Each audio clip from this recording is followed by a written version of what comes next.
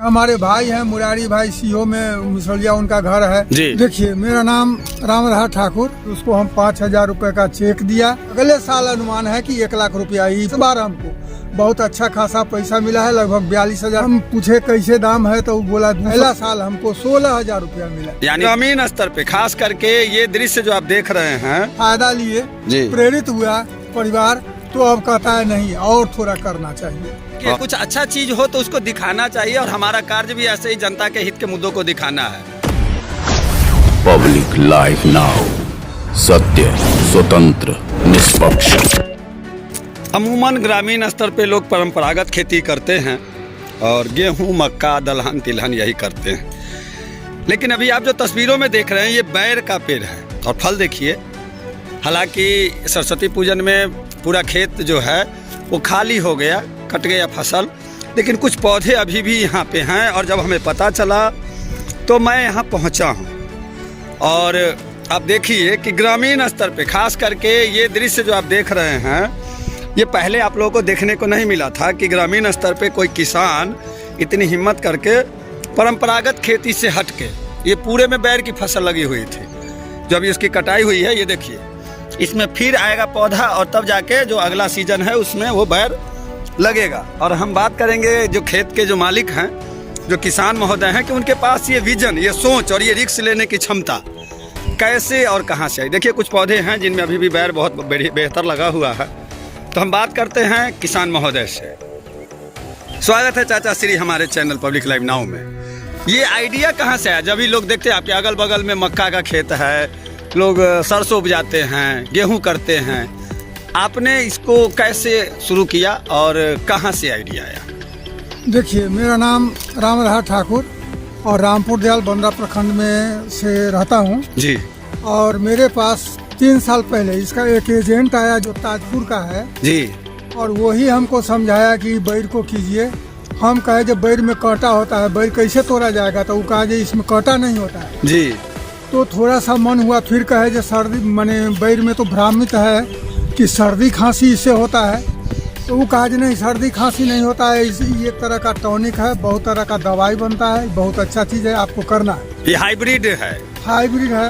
वो गांव वाला झरवाई नहीं है जिसको खाने से सर्दी खांसी होता था। इसका यील्ड बहुत अच्छा होगा और दाम भी आपको बहुत अच्छा मिलेगा। आगे चल के इस खेत में बहुत सारा पैसा मिलेगा। अच्छा। तब हम उस पर प्रेरित हुए और उसको कहे कि 2-4 पेड़ हमको दे दीजिए। वो कहा जो 2-4 पेड़ नहीं मिलता है, 1 यूनिट कम से कम 1 कट्ठा के लिए लेना होगा जी। तब हम पूछे कैसे दाम है तो वो बोला 200 रुपये पेड़। फिर उसको हम 5,000 रुपये का चेक दिया और वो आकर के हमको पेड़ दिया। हम उसको 1 साल तो हमारा सुरक्षा नहीं कर पाए। वो बोला था कि रोपने के बाद सुरक्षा करना होगा जी जी। सुरक्षा नहीं कर पाए तो हमारा बर्बाद कर दिया, नीलगाय, पक्षी वगैरह सब चढ़ के। अच्छा अच्छा। इसके बाद में दूसरे साल जी उसमें मेहनत करके फिर बना। अच्छा, ये आप ऊपर में एक चीज, ये ऊपर में जाल आप लोग को दिख रहा है नहीं दिख रहा है? देखिएगा दर्शकगण हमारे, ये ऊपर में जाल लगा हुआ है, पूरे खेत में जाल है। देखिए पूरे खेत में जाल है पक्षियों से बचाव के लिए। मेहनत थोड़ा है इसमें, लेकिन पैसा भी कितना है ये हम बात करेंगे चाचा श्री से जी। फिर आगे क्या हुआ? फिर उसके बाद में हम इसको सुरक्षा के लिए जाल खरीद के लाए और जाल लगा दिया खेत में। उसके बाद ही बैर से 1 कट्ठा के बैर से पहला साल हमको 16,000 रुपया मिला। यानी 5,000 रुपए आपने लगाया। 5,000। कितने पौधे लगाए थे? फिर 5,000 का जाल भी खरीदा। अच्छा, कितने पौधे लगाए थे? और पेड़ लगाए थे हम 25 तो सारे पौधे लगे रह गया, कुछ उसमें नुकसान भी हुआ? हाँ कुछ नुकसान भी हुआ, लेकिन रिप्लेसमेंट था, जितना पेड़ बर्बाद हुआ उतना पेड़। अच्छा अच्छा, किसानों को ये जानकारी आप दे दें, बहुत बेहतर है कि अगर सूख जाएगा या कुछ होगा तो फिर दोबारा बदल के देता है। हाँ, उसमें पैसा नहीं लगता है, उसका जितना पेड़ सूखा उतना पेड़ दूसरा देता है। अच्छा, हमको जहाँ तक ज्ञात है कि बंदरा प्रक्षेत्र में प्रथम आपने इसको शुरू किया? हाँ प्रथम शुरू किया और हमको देख करके और कुछ और किसान किए हैं जो प्रेरित हुए। हाँ प्रेरित हुए और वो भी लाभान्वित हुए हैं। अच्छा। और फिर इस साल जी जब वो अच्छा फल दिया तो हम 3 कट्ठा खेत और था उसमें मिला हुआ तो 4 कट्ठा में कर दिए। इस बार हमको बहुत अच्छा खासा पैसा मिला है, लगभग 42,000 का बैर बेचे हैं और खूब खाया है, लोगों को बांटा है, सब कुछ किए हैं। अगले साल अनुमान है कि 1 लाख रुपया 4 कट्ठा में। हाँ 4 कट्ठा में 1 लाख से ज्यादा। अच्छा, जो हम तो उतना खेती किसानी नहीं करते हैं, लेकिन जो परंपरागत खेती होती है जैसे आलू, मक्का, सरसों, दलहन, ये जो भी लोग उपजाते हैं गेहूं, उससे ये खेती बेहतर है या कैसा है? वो जितना खेती अभी हो रहा है परंपरागत खेती में ही बताए, मकई, आलू, गेहूं, तंबाकू और चीज़ है, अब चुकंदर, गाजर सब लोग करता है, लेकिन सबसे हटके सबसे 2 गुना 3 गुना फायदा देने वाला खेती है। अगर हर किसान करना शुरू कर दे तो बहुत अच्छा खासा। अच्छा, इसको बेचने के लिए विक्रय जब बहुत सारे लोगों का ये होता है, जैसे कि मशरूम की खेती बहुत लोग किए, घाटा लगा क्योंकि उनको प्लेटफॉर्म नहीं मिला कि वो कहाँ बेचें। हाँ, तो इसके लिए क्या है? इसके लिए मंडी खुला हुआ है जी। मंडी ताजपुर में है, अपने क्षेत्रीय हम लोगों के लिए ताजपुर में, बखरी में, उसके बाद में मुजफ्फरपुर 0 माइल में बाजार समिति से, वहाँ से पैकार आता है, खरीद के ले जाता है, वो लोग अपना बेचता है, नहीं तो अपना भी बेच करके लोग बेचवा के पैसा निकल जाता है। इसकी फसल कब से शुरू होती है और कितना? अमूमन जो परंपरागत खेती जैसे मक्के का है, इसमें लोग रोप दिए, एक बार पानी, अभी अब 4-5 पानी पटाएंगे हो जाएगा। इसमें क्या क्या आपको करना पड़ता है? इसमें जब इसको रोपे जी, उसके बाद में उस साल थोड़ा सा गोबर और जैविक थोड़ा सा खाद दे करके इसको हम पेड़ बनाए जी, और उसके बाद में सितंबर माह में आकर के फूल दिया जी। उसी साल रोपने के उसी साल? हाँ, रोपे हम मार्च में रोपे और सितंबर में जाकर के फूल। इतना जल्दी ये ग्रो कर जाता है? हाँ, इतना जल्दी ग्रो किया। अच्छा। सितंबर में फूल दिया, अक्टूबर में इसका फल बनना चालू हुआ, नवंबर के बाद दिसंबर जनवरी से टूटना शुरू हो जाता है और फरवरी तक समाप्त। लेकिन लेट वेराइटी अभी जो ये आपको जो हम देख रहे हैं, जी जी जी, लेट वेराइटी है, ये अप्रैल तक चलेगा और इसमें भी फलन बहुत अच्छा है और इसमें भी पैसा। यानी आपने 2 प्रकार के इसमें पौधे लगाए हैं? हाँ, 2 प्रकार के। पहले है आगात खेती जिसका वो थाई ग्रीन एप्पल बेर करके नाम है। अच्छा अच्छा। और ये है कश्मीरी और बॉल सुंदरी जो लेट वेराइटी है। दोनों तरह का आपसे अगर जो हमारे दर्शकगण, जो हमारे व्यूअरशिप हैं, उसमें जो देखेंगे वो आपसे अगर संपर्क करके इस पे अगर जानकारियाँ, ज्ञान लेना चाहें तो क्या आप उनको उपलब्ध करवाएंगे? हाँ, जरूर उपलब्ध करा देंगे और सारा चीज सिस्टम समझा देंगे, कैसे होगा, कैसे इससे फायदा मिलेगा, इसका पौधा कैसे मिलेगा, सब आपके थ्रू हो जाएगा? सब हो जाएगा। तो मतलब ये आपको अभी तक जो आपने खेती किया 3 साल में, आप कह रहे हैं कि प्रथम साल कुछ नहीं हुआ, द्वितीय साल में आपको 16 हजार का बेचे और इस बार 42 हजार का बेचे, यानी जो खर्च था वो लगभग हो गया। अब थोड़ा बहुत खाद जैविक तो आपको देना पड़ेगा। खर्च से भी ऊपर हमको आ गया, बहुत ज्यादा इसे हम प्रफुल्लित हैं। क्या इतना आलू मक्का गेहूं करके इतना आता नहीं आएगा? मेहनत कितनी इसमें? उस परंपरागत खेती से ज्यादा मेहनत है या कम? मेहनत कम है, खर्च थोड़ा ज्यादा पड़ता है एक बार पेड़ लेने में और जाल लेने में जी। उसके बाद मेहनत बहुत कम है। और अगर हम इसमें दूसरा फसल लेना चाहते हैं तो खेत को जोतना कोड़ना सब कुछ करना है, नहीं तो सीधे हम छोड़ देंगे बैर को तब भी होगा।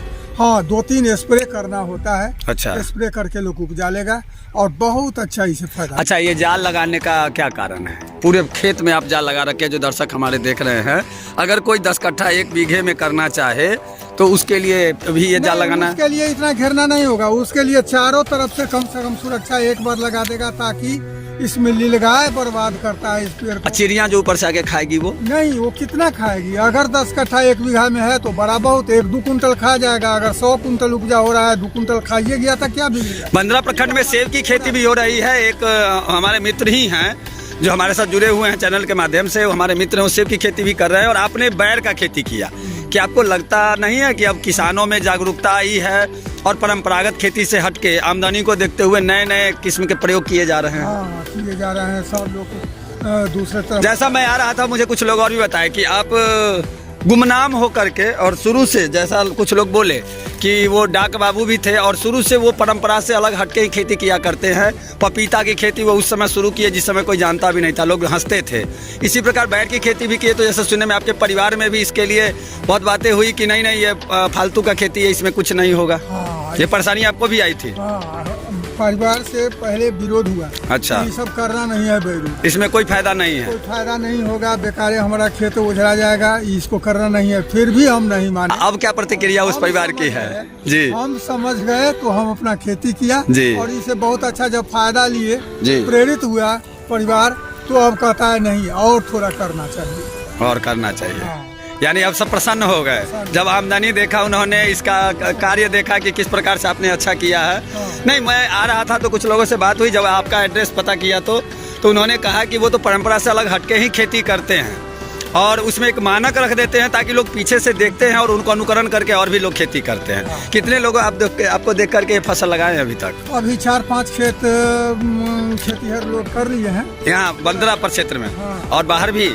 और बाहर भी हो रहा है, बाहर भी जहाँ तहाँ लोग कर रहे हैं। हाँ। और कुछ लोग कह रहे थे कि आपके यहाँ बाहर के प्रखंडों से लोग जानकारियाँ लेने के लिए आ रहे हैं, जैसे सकरा से भी आए हैं, कुरहनी से आए हैं। सीतामढ़ी से मीडिया वाला आया, सीतामढ़ी से मीडिया वाला आकर के हमारा फोटो खींच करके ले गया, बहुत जगह बोला। और क्षेत्र के भी लोग आकर के फसल को देखते हैं। अच्छा। और हमसे बातचीत करते हैं, वो बोलते हैं कि हमको कैसे रोपाएगा, उनको भी हम प्रेरित किया और वहाँ से मंगवा करके पेड़ उन लोगों को भी लगवाए और सब आदमी फायदा पा रहे हैं इससे। चलिए, यानी आप प्रसन्न हैं इस खेती से? हाँ, बहुत प्रसन्न है, बहुत प्रसन्न है। बहुत मुखरता से बोलने के लिए। अच्छा, एक चीज चलते चलते एक और हम जानकारी चाहेंगे। ये जो आपने फसल को अभी काट दिया, ये छोटा छोटा हो गया है, इसमें कहा गया कि ये अभी सूखेगा नहीं, इसमें तो कोई पत्ता ही नहीं है, इसको तो खाने पीने के लिए कुछ नहीं मिलेगा, इसमें क्या दोबारा कलश आएगा? इसमें ना इसका टर्म है कि मार्च महीने में जब गर्मी आ जाती है तो पेड़ को काट दिया जाता है। पेड़ के काटने के बाद कलसी इसमें निकलेगा जी, जो 1 के बदले अब 5 पहला साल जी, और उसके बाद में अगला साल फिर 10 जी डांट छोड़ेंगे और उसमें इस ढंग से फसल भी बढ़ता जाएगा 5 गुना 10 गुना। और आने वाले समय में जैसा है मार्केट अगर थोड़ा कम भी होगा तभी घाटा नहीं लगेगा, घाटा नहीं लगेगा। एक हमारे भाई हैं मुरारी भाई सीओ में मिसलिया, उनका घर है जी, वो भी हमको कहे कि बैर का खेती हमको भैया कैसे होगा, करवा दीजिए, उनको भी करवाए। तो उनसे हम एक बातचीत किया कि भैया आने वाले दिन में बैर बिकेगा कैसे, क्योंकि इतना सारा लोग बैर खेती करेगा और बैर का होगा क्या। तो उन्होंने हमको कहा कि देखिए, जब गेहूं आया था अपने के यहाँ, गेहूं उपजाया लोग, तो उस समय बिका था पहला बार 2 रुपए किलो जी, लेकिन जब आज बहुत लोग करता है एक तरफ से, तो करते करते इतना हो गया, फिर भी पूरा नहीं हो पाता है। 20 रुपए 25 रुपए और 30 रुपए किलो, इस बार तो 34 रुपए तक गया है। उनके बाद से मैं और प्रेरित हुआ कि नहीं, करने से घाटा नहीं है। लोगों को बताता हूँ जो हमसे हमारे संपर्क में आते हैं और वो भी खेती कर रहे हैं और इससे बहुत अच्छा फायदा। यानी परंपरागत खेती से अलग हटके अगर कुछ नया किया जाए तो उसमें फायदा होगा। चलिए, बहुत बहुत धन्यवाद और आपको आगे भी सफलता हो और लोग जानकारियाँ लेने आए, इसके लिए बहुत बहुत धन्यवाद। आपको भी बहुत बहुत धन्यवाद, हमारे खेत तक आए और आपने हमसे जानकारी ली और अपने ये अथी पर डालेंगे और कितना आदमी देख करके इसे फायदा लेंगे। जी, देखिए, कुछ अच्छा चीज़ हो तो उसको दिखाना चाहिए और हमारा कार्य भी ऐसे ही जनता के हित के मुद्दों को दिखाना है। कृपया एक चीज़ और कह दीजिए कि लोग बाग अगर हमसे जुड़े तो इसको चैनल को फॉलो कर ले, इतना जरूर कह दीजिए। हाँ, जरूर जरूर जरूर। ठीक है, बहुत बहुत धन्यवाद।